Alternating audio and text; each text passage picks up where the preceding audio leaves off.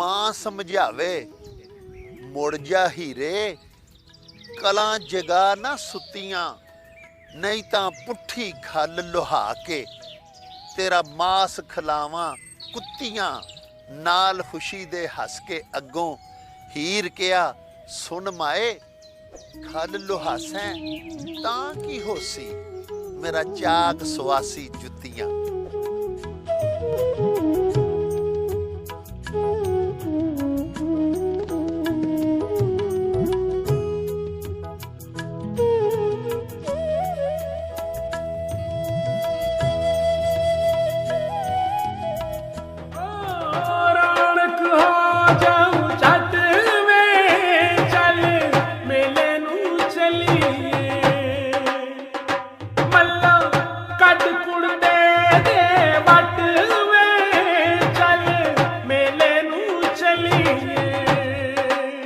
हाय चल